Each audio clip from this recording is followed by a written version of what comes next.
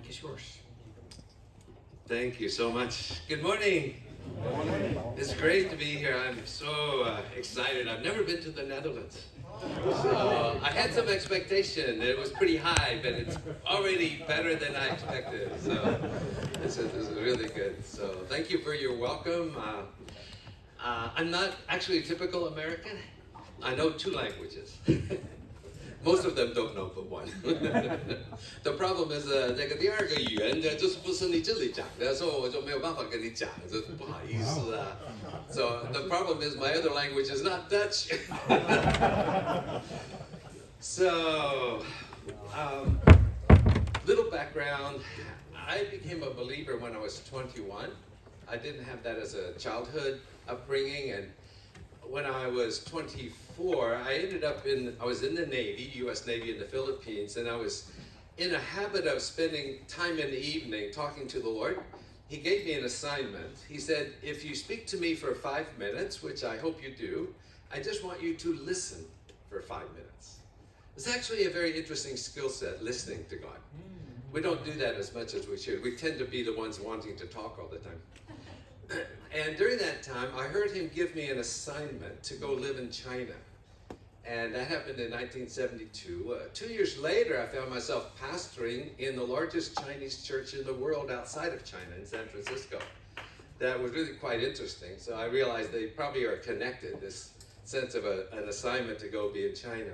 I was pastoring the English-speaking 600 or so third, fourth generation Chinese family members. A lot of them couldn't even use chopsticks, so I felt really comfortable. So I kept looking for the chance to go. It occurred in 1987, and I had an assignment, but I didn't have any details. My wife and I had 2 children, and we decided this was the time to go. We found one university where I could go and learn Mandarin and bring my children.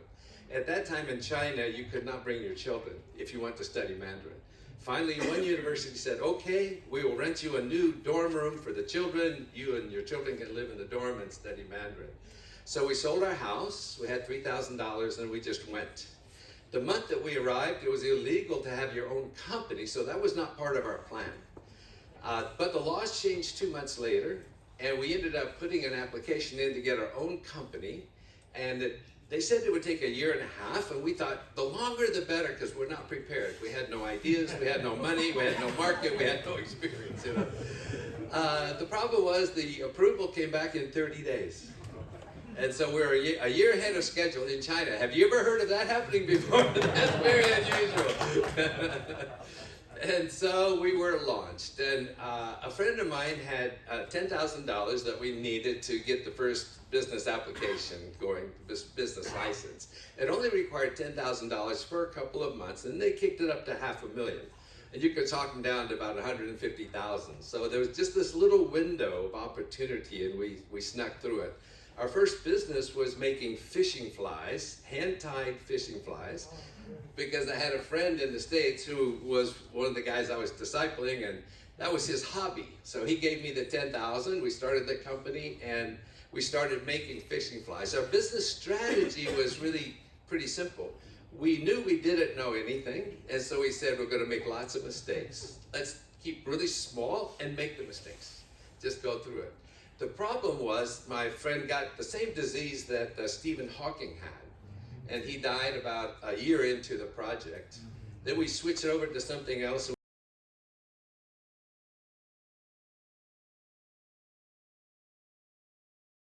Scale.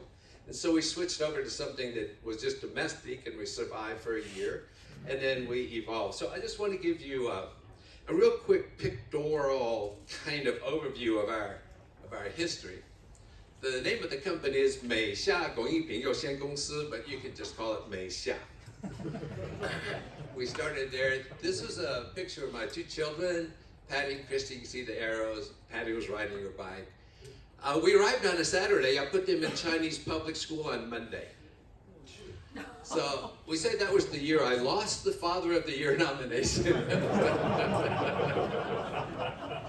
We moved into a traditional Chinese house in a traditional Chinese neighborhood.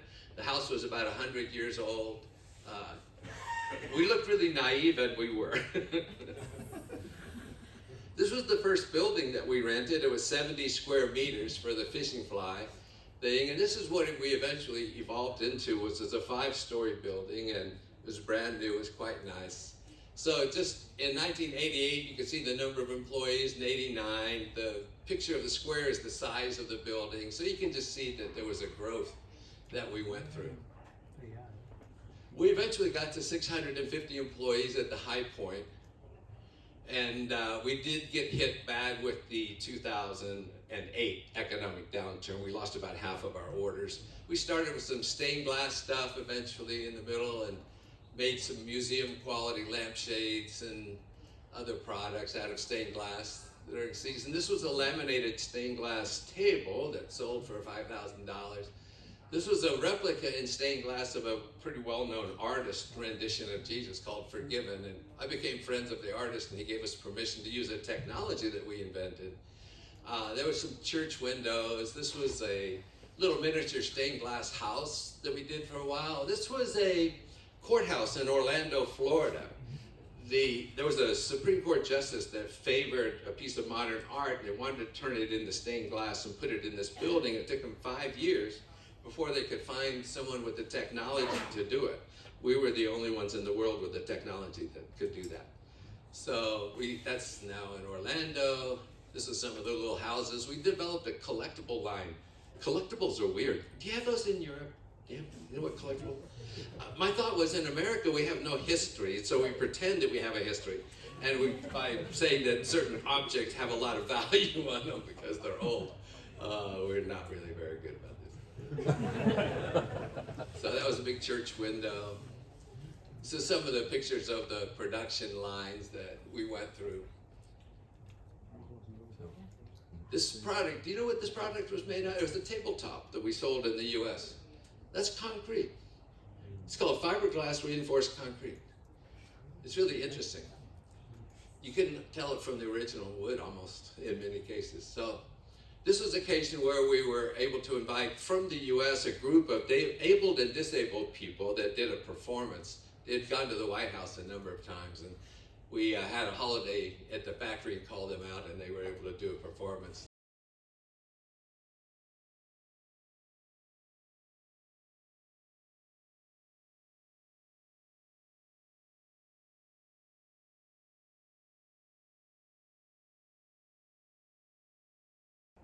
So that's just a little pictorial background. I wanted you to see that we had a variety of different things that we learned to do, and that we had a growth thing. So we just started really small, and then it's kind of built up. Mission statements. Do you all have a mission statement? You know, are you good at making a mission statement? I found out that I wasn't very good at it. So this would have been my mission statement if I'd written it out when I first went. I have a degree from a seminary, so I was conditioned to think I understood what this was about. And I would have said this, that this is my purpose. I wanted to go serve him and the church by teaching, using my company as a platform and business as access, reaching influential people to disciple. Now, how many of you think that's a pretty good mission statement? Think it's okay? Can I, like, if I had approached you and I said, would you support me if I want to go do this? I think it's pretty good. It would get through most organizations. Well, it turns out that in the first few years, everything I thought about was wrong. Every one of these lines is wrong. So I would serve him became replaced by I would abide with him. It makes a difference. Like, do I want to live for him, or do I want to live with him? They're entirely two different worlds. If I'm going to live for him, I'm stuck with my own self as my resource. If I live with him, he becomes the resource. There's a passage in Scripture that we got wrong, and it's the one where Jesus says, any of you weary and heavy laden? And by the way, I had the opportunity to speak to groups of missionaries, and I would ask them, how many of you are weary and heavy laden? 90% would go up. I think the other 10% were lying. So I think it's a big problem. So the verse is taught this way, that you're linked together with a yoke to Jesus, and together you pull a load. That's the way I taught it. That's the way I was taught. And so the Lord reminded me one day, he goes, Bill, if that's the case, what percentage of the load is yours? I thought for a minute, I think 50%. I think half of it's mine. And the Lord just said, son, I love you way too much. I would never do that to you. You would not survive. But it just dawned on me, that explains why there's so much burnout. Why we're not really thriving in the mission field very much. We're just basically surviving if we're even doing that. And so then he gave me this picture. And I just could kind of see it. I had my son-in-law draw this out for me. The young boy looks suspiciously like my grandson. So this was the image I saw, but it was Jesus and me in this image, and he was 7 inches taller than I was, and he had this bamboo carrying pole on his shoulder. And he repeated the verse, come to me, everybody who's weary and heavy laden, take my yoke upon you. And so I got one shoulder under one end of the yoke in this imaginary scene that I was seeing. And the yoke was carrying maybe 50 kilos on the one side. But I was lifting 30 because I wanted to be the hero. And I was working a little bit okay, but painful. And then the 50 kilos just magically became 500. And because it's a bamboo pole, it bends. It just bent down another couple of inches, digging into my shoulder. And I had to make a decision. Do I want to leave him, or do I want to get under the bend of the pole and get closer to him? And so eventually, in this image, we were like side by side touching. I had my arm around his back, and he had his arm around mine. And now I realized the 500 could become 5,000 kilos and 50,000 kilos. Now the capacity for the two of us was 100% his capacity. I actually have no heavy lifting to do. And this was eventually what I began to see that abiding would mean. That I would transfer all of the heavy lifting to him. If he didn't do it, it didn't get done. I was not going to try to save the day any longer. I was going to really learn how to actually get this thing to be practical. And it changed everything for me. But this is kind of the fruit of abiding. You have many places in Scripture where it teaches this. The vine and the branches, everything. Apart from me, you can do nothing. I love John 17. And John 17 is this passage, I call it the great handoff, where Jesus says, hey guys, you know that thing I do with my dad? You know that thing we have, that glory? I don't say anything he doesn't tell me to say. I don't do anything he doesn't tell me to do. You know that relationship we have? Going forward, that's going to be the same relationship you and I have.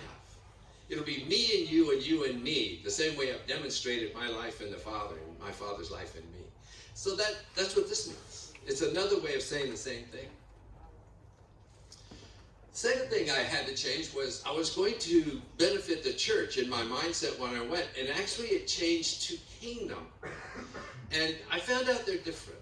They're actually supposed to be coordinated. So the Lord asked me to kind of clarify this one day. He said, is eating a goal or is it a method? And I thought for a minute, eating is a goal. What do you think? Is it a goal or a method? Could be a little bit of both, yeah. Is it supposed to be a goal? Does the Bible have a word for that, for people who have eating as a goal? I think the word is gluttony, yeah. That's a community.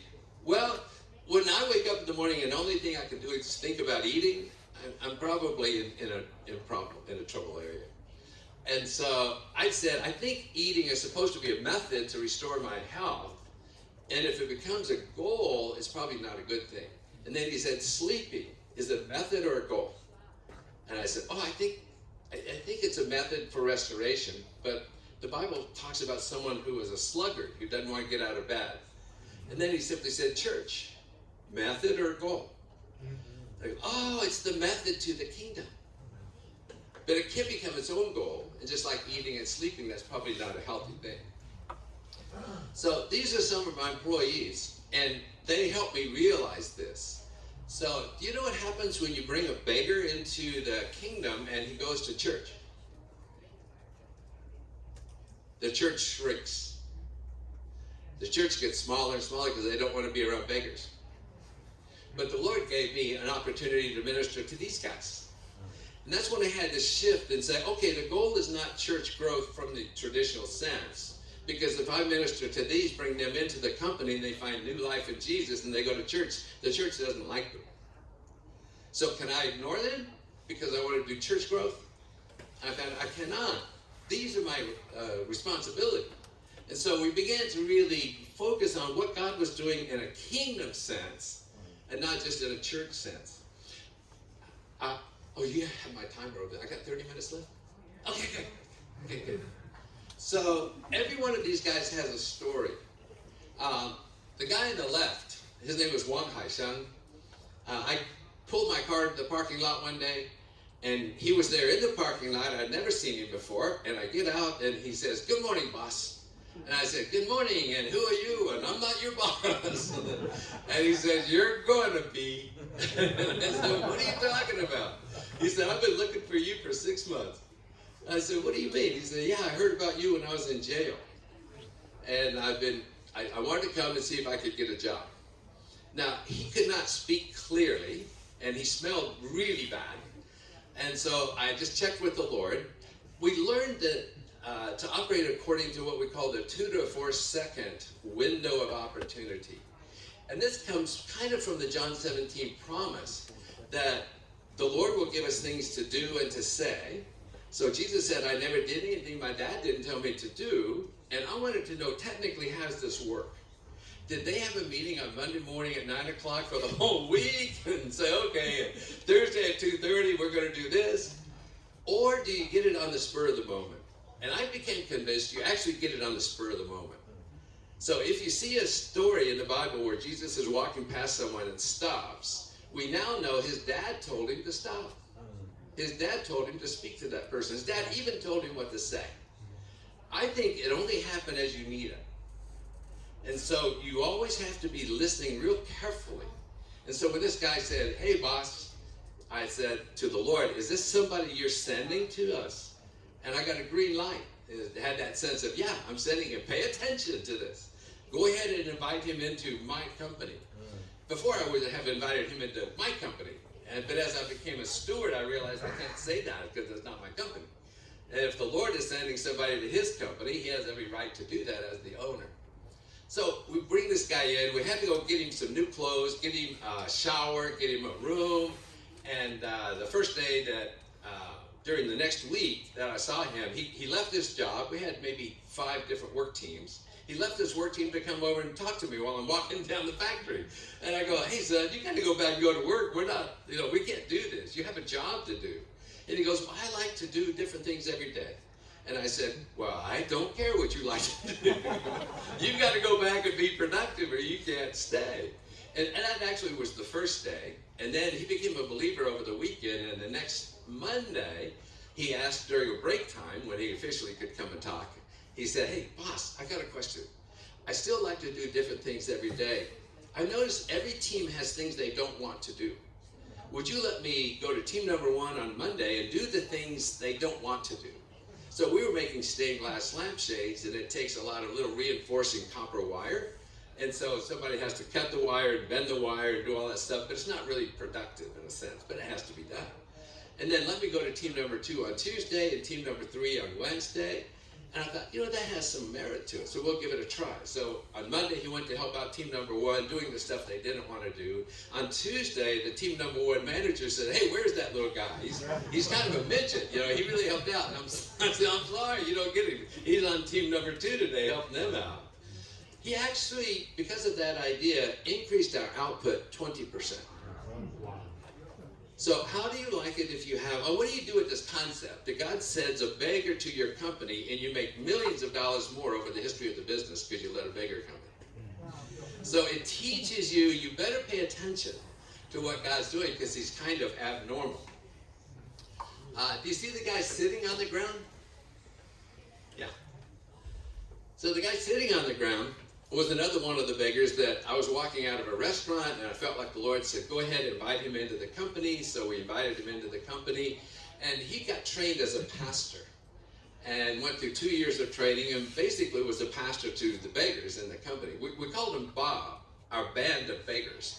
We actually should call him a band of ex-beggars because they were no longer begging. But they had this network that they really developed. And this guy, Xiaojiang, he actually walked away from the Lord. He asked me one time to give him a loan so he could go home and start a company. And I asked the Lord about it, and the Lord goes, no, he's not ready for that yet. So I couldn't do it. And he got mad at me, got mad at the church, and left everything and kind of went into rebellion. And then he called me one day and he said, hey, can we meet for lunch? I want to take you to lunch and show you something and bring you up to date. And this was what he came up in. He had a car. That red car was his. And he said, I need to give you an update. He said, you know, when I was in rebellion against you, I bought a 3-wheel tricycle that I could do illegal business with. I could carry goods around town, and I could carry people around town, but it was illegal, so I'm always hiding from the police. And one day, I got hit by another car, and it sent me airborne.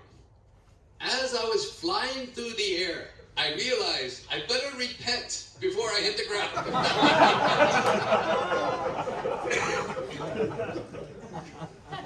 I did, and I landed softly. So I went back to the Lord and was reconciled to the Lord, and the Lord gave me this car through a provincial program to help beggars get out of being beggars. So he has polio, he has one bad leg, and he actually was able to buy this car, and he says, now I can tell all the people in my car that come for a ride about the Lord. So, see, that's a kingdom thing. It's not actually a church thing.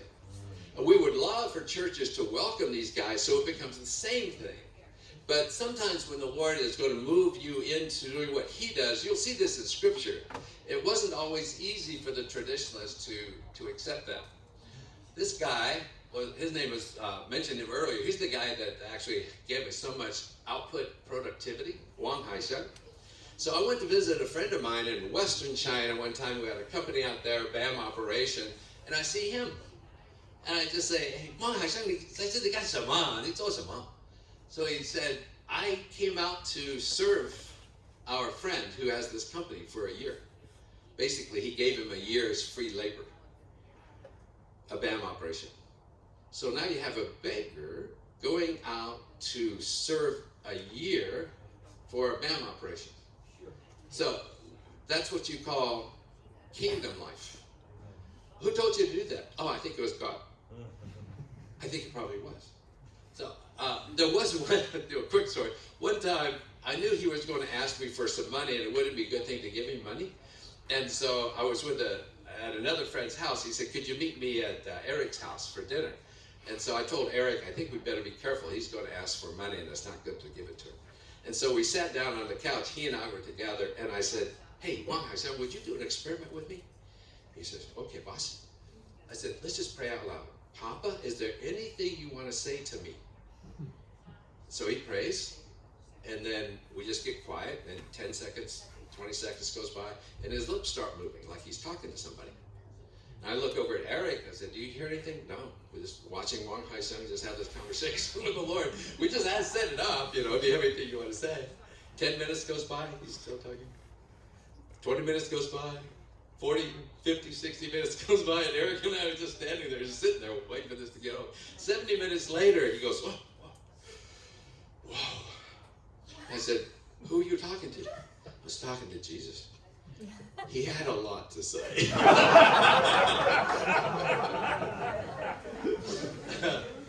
So everything that we do, we want to just lean into the kingdom, and the fact is I didn't know what the kingdom was about. I didn't know how it operated. So I just had to become really, really teachable. Earlier I would have said I wanted to use my teaching ministry to benefit the church, and now I realize I'm not actually supposed to speak. So this was one of my early employees who had spent 22 years in prison. And he just was this wonderful, really, really great example of a brother. I've never seen a Christian better than him. He was such an eye-opening experience. 10 years older than me. He'd take me home on his bicycle for lunch every day to his little room, and we'd cook noodles together. One day he said, Bill, we need to pray about something. And I said, I don't think we can do that. This is China. We're not supposed to do that. He said, we have to. I had segregated this whole thing in my life the way I've been taught to do. As a faithful American, we separate that stuff. And so he said, no, we need to pray. And I said, oh, okay. So we went to my office, we shut the door, we pulled the blinds down, and we relatively quietly prayed for 10 minutes. That night, the police went to his home. You see, he had spent 22 years in prison, then he got out with a special letter from Joe Enlai to get him out. And then he got on a waiting list to immigrate to the U.S., where he's had some brothers. And the list was 8 years long, and he had waited 7.5 of the 8 years. So 6 months later, he could go to the States. That was the plan. Because he prayed with me, the police came to his house that night and said, you will never be allowed out of China now. We don't want you praying with these foreigners. And we know you did. And so we'll never give you a passport, or you'll never get a visa, an exit visa. I heard that and I got really disappointed. I got mad. Now, I got mad at God. I went to him and I go, what? I don't understand. I know you sent me here, but I cannot open my mouth without getting people in trouble. What am I supposed to do? And the Lord's answer was immediate. He goes, well, why don't you just shut up? I said, Lord, I went to seminary. We had no classes on shutting up. We always have to talk to do ministry. He goes, that's not actually the way the kingdom works. Wow. I don't want you to speak about it. I want you to demonstrate it. New category. I didn't have that kind of an idea. So now it became an issue of modeling rather than talking about it. I gave the majority of the companies away to a local brother, must have been 6-7 years ago. 4 years after that, he invited me to a banquet with about 60 of the old employees, and I hadn't seen them for the 4 years. It was a nice gesture. And at dinner, I met a new employee who had been there 6 months. And she came up and sat next to me at dinner, and she says, I want to get to know you. And I go, oh, well, that's possible, but I'm curious why you would say that. And she said, you don't know this, but these people talk about how much you love them every single day. And it had been, no, every single week, excuse me. But it had been 4 years since they had seen me. And I had to kind of figure out, what are they saying here? Oh, they got me confused with my friend.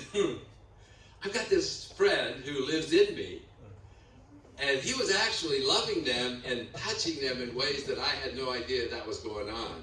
And they're remembering his impact on their lives, but I get the credit because I'm the visible one of the partner. The Christian life could be very unfair to God sometimes.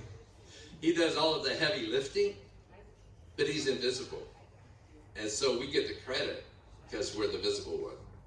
But I was amazed that that modeling thing had left this impact in this group of people for years. Wouldn't that be a wonderful heritage to have? You know, you sell your company and 4 years later, people are talking every week about how much you love them. Wouldn't that be fantastic?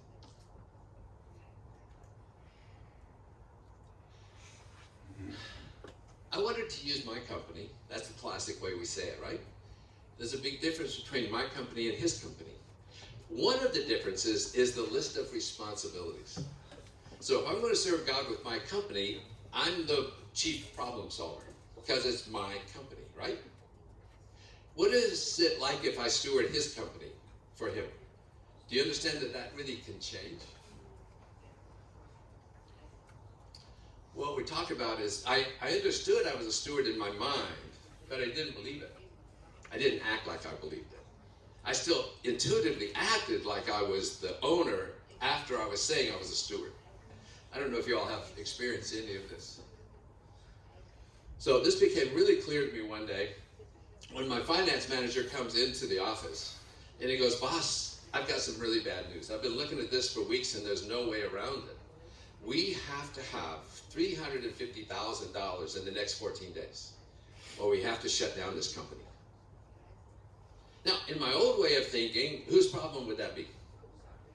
That'd be mine. So what would I do? I would immediately begin to disobey God, who said, don't worry, and I would worry. I would be very anxious about this. This is a huge problem. Then I would try to go through my list of contacts to think, who do I know that's rich? Who can I borrow some? I would think of a way to solve the problem, you know. I would probably not sleep well for those 14 days, right? Because of the worry of it. Under this new way of thinking, when I'm the steward, he's the owner, I think this is a problem for the owner. And so the finance manager closes the door on his way out. I look up and I go, did you hear that? You really got a problem this time. If you don't come up with $350,000 in 14 days, I got to shut down your company. And I felt no weight, no pressure. It was really amazing. Now, sometimes the kingdom feels very irresponsible. Even the thing about don't be anxious. It feels irresponsible to not be anxious when you're facing real problems. There is a legitimate way around that, is that if I truly am a steward, it's a legitimate position for the steward not to be anxious for the boss's problems. But you have to communicate to the boss that this is his. So you release it to him. It's an active thing you do. And then you ask him, what do you want me to do? What role do I have in this? And he said, I want you to fast and pray. And so he was teaching me about fasting. And like every spiritual discipline, I previously thought I understood, I was wrong. So it really changed a lot of things. But on the 7th day, we got $172,000. And on the 11th day, we got $200,000 in unexpectedly. So we met the goal on day 11. I said, hey, that's great, Lord. Are we done? He goes, no, keep fasting. I'm going to show you something else. And so on the 13th day, a lady, business lady, Chinese Christian business lady, asked to come and visit the factory. Now, we've been trying to raise $950,000 so we can go through a transition of the entire business from being low-cost labor value add to being process efficiency. And my board of directors says this is going to be very, very disruptive. Everything's going to shift. We need about $1 million to get over this bridge. And we've been trying to raise $950,000, and we had zero so far after 6 months. And so this business lady comes in and she tours the factory, those 5 stories and 5 floors. And at the end she goes, Bill, I understand you're trying to raise some money. How much have you got so far? It's kind of embarrassing. Zero. And then before she left, she said in Chinese, so this problem is not a big problem. I'll take care of it. And so she gave us that line of credit. We didn't use all of it, but it was a good extension to that. So the life that we're called to live truly is not to be a heavy load. It's not.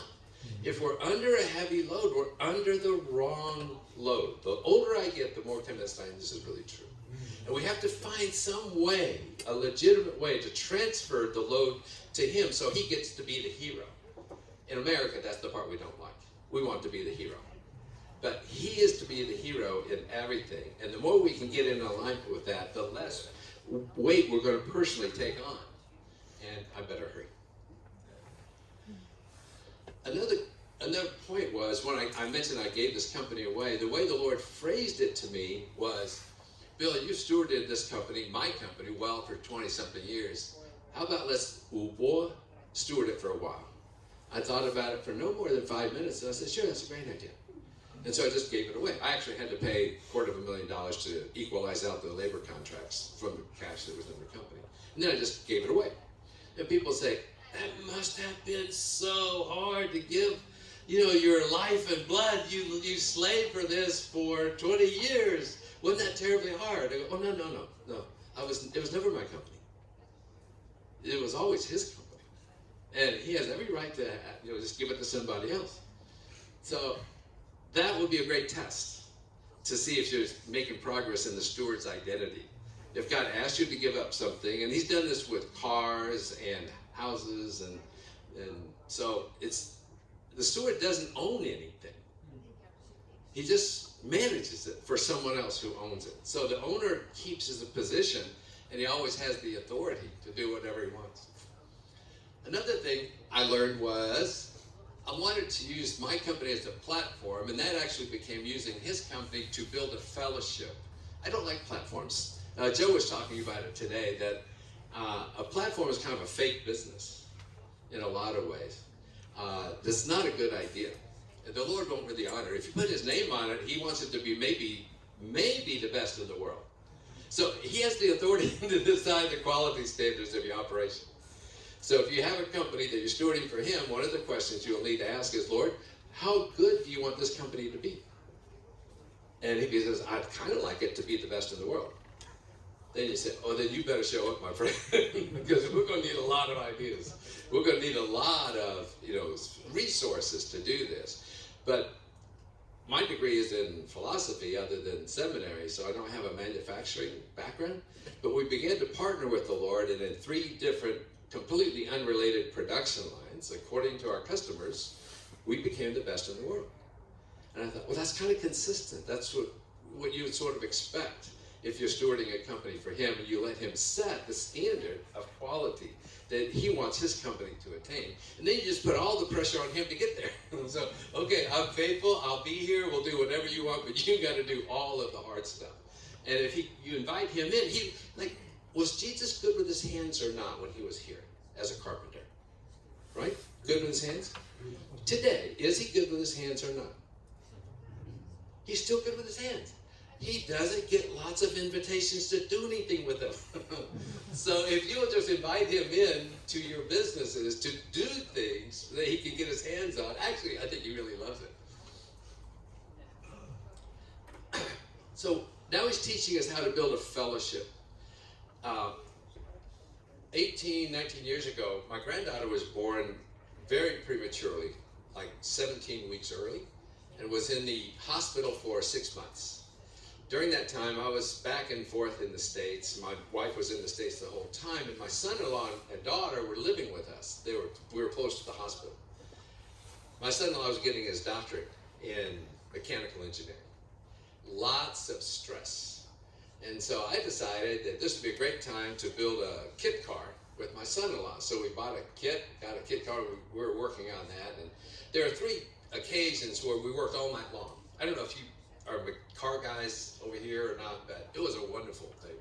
So we're just, working till midnight, working till 2, working till 3. Pretty soon you see the sun coming up. Oh, that was great, You get grease all over you, putting nuts and bolts together, making noises. Then you got to breakfast. During that time, I was back in China one evening, on a Thursday evening, and some of my employees said, boss, we think the Lord wants us to pray tonight. And I go, oh, good idea. So around 10 o'clock, I realized they're serious about praying all night long. They got to come to work Friday morning. Some of them have families. I'm not sure this is a great idea. And about midnight, I kind of help them wrap it up. And I said, boy, this is wonderful, folks. I mean, who would not want your employees praying for your company and willing to do it for hours at a time, right? This is one of the best resources in the company. But at midnight, I kind of encouraged them to go ahead and call it quits and go on home. And as they were leaving, the Lord shows up. And he goes, okay, let me see if I got this right. You will stay up all night to work on the car I give you, but you will not stay up all night to pray with your brothers and sisters when I give them an assignment. Yeah, I think you're right, Lord. This is really embarrassing. I'm so sorry. What do you want me to do? And he said, I need to disciple you for 6 months. Well, what do I need to do for 6 months? He said, I want you to fast Monday to Friday, and then every Friday night we pray all night long together for the business. And then Saturday and Sunday you can eat. And we'll do that for 6 months. And I said, oh, yeah, that's okay. We can do that. And what I figured is that it's like playing the piano, which I do not do. It would be very intimidating, but until I practiced it, I could probably get good at it, then it would not be intimidating. Everything you practice, you get good at. So this is just one of those things you practice. What I didn't know is that one of my employees was watching this, kind of from the side, and she decided that the Lord wanted her to do that also. So she went to the factory on Saturday nights and went up to the top of the building and prayed all night long for the company for 2 years and never let anybody know about it. And when we start finding this thing out, we realize, oh, we really actually have a fellowship that God is doing. I was encouraged by the Lord to go up to the top of the building a half an hour before work, probably an hour before work and worship just by myself on the top of the building. On the second day, she shows up. I go, hey, what are you doing? Oh, God told me to come up and worship. Huh. And then more people. So it became a thing for years. We'd always meet an hour before work and just have worship on the top of the building. Nobody decided to do that. It just was the life of a fellowship that was developing. The same girl one night on a Thursday night was leaving work about 6 o'clock, and the Lord said, I want you to go back and pray for the third floor production line. So she goes back, and at 9 o'clock that night, another girl comes up, and she sees her and says, what are you doing? And she goes, oh, the Lord told me to come and pray with you. And so they prayed all night long on the third floor, till midnight on the third floor, and then went up to the roof of the building and prayed till the sun came up. 6 months later, she said, boss, I want to borrow the sound equipment. Can I borrow the sound equipment? Sure, what's going on? And this girl has a 5th grade education, by the way. She's not one of the normal upper management people, although she actually became that. And so she said, well, we're doing an outreach. We're going to invite some people to the quarry, to the lake, and we're going to share the gospel with them over the weekend. Sure, you can borrow it. How many people are you going to go? She said, well, we've got 256 signed up already. And that weekend, 36 people came to the Lord who were on the 3rd floor. And so you realize that the more you invite the Lord in and the more you surrender to Him, the more He shows up. And His ideas are so interesting. They're so creative, they're so effective, and they're not hard. But they're fruitful. And the fruitfulness begins to create this fellowship so that you can almost taste it. You can really anticipate it. One of the times that we, I think, sensed Him guiding us, we gave leadership $100. We said, go out and invest this in the kingdom and come back and tell us what you did with it. It's really stimulating. They often came back and said, that's not easy to do. You got to be really careful. But in one case, a girl knew that there was somebody in her building, and the houses had become like dormitories for transient workers. It was a village of 2,000 people that became 100,000. So they just built the buildings up high. And she heard that there was a lady that was in her building who was sick, but she hadn't really sought her out. But with this $100, she said, now I need to go find out if she needs some of it. So she found the lady. She was 60 years old. She knocked on the door. Her sons were in the living room, and she says, I understand your mother is sick. Can I go visit her? And they said, of course. But in Chinese culture, nobody would do that. That's really weird. And so they introduced her to the bedroom. So our friend went in, my employee went in and knelt down by this lady, took her hand and introduced herself and said she just wanted to help. Was there anything she could do? And the sick lady said, well, the doctor said I need oxygen, but I don't have the money for it. This was 9 o'clock at night. And so our friend said, okay, I'll be right back. She went out, knew where a medical supply place was in the village, got her the oxygen, came back and hooked her up and let her have that oxygen for the evening and said, can I come back tomorrow? And the next day she went back and shared her story and led her to the Lord. The 3rd day she went back, but she had died the night before. And so you begin to get these little salt and peppery things happening throughout the community. When you release your staff, who are all now bound together because of a fellowship of this thing called the kingdom. And it was just really, really life-giving. This was an evening when we realized we hadn't seen each other for a while, so I just invited a bunch of people out to dinner. But the reason I put that up there is I want you to see the joy of the relationships that we have. And this was the way it felt like going to work. You were with your friends. There was a point, it was mentioned earlier, we had 200 employees at this time, and we began to pray for everyone by name every day. In the next 6 months, 80% entered the kingdom. And so now you go to work, you're with your kingdom family for 8 hours a day, all week long. And it just is so life-giving, because now you know it's much more than a business. More is going on. There's this eternal value happening all over the time. And you just love people. You just love being with them because they have the life of Christ just bubbling out of them. And you got some of it coming out of you, and you get together and it's just so stimulating. So instead of using his business, I now wanted to use his ministry, his business as a ministry. So I just mentioned about the 80%. On another occasion, one of my employees' sons was sick, but she couldn't get any attention at the hospital. And so she asked, could you help? I went down because I had a white face. It meant something in the 80s. This is early 90s.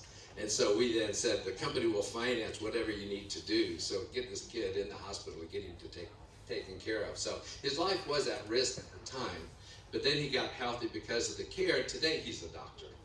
So because of the value of the company, he was able to be supportive. I think I've got 44 seconds left. This is one of the things we did to practice people. We made a company name card with Jesus on it, and we would just give it to somebody, put it in their pocket, and say, okay, today you're carrying him with you, so behave. Keep your eyes open. One of the employees said, when we hit the 2008 downturn, everybody was disappointed because we suffered like everybody else. But then one of the leaders made this statement that he would rather have 1 year in this company because he learned to walk with God. That would be better than having 100 years in a company like Dell Computer that was just down the street. We'll tell, if you come to my what do you call that, little meeting for a minute, then I'll tell you about these people. But that's all the time I have. Thank you so much, and I appreciate the honor of being here.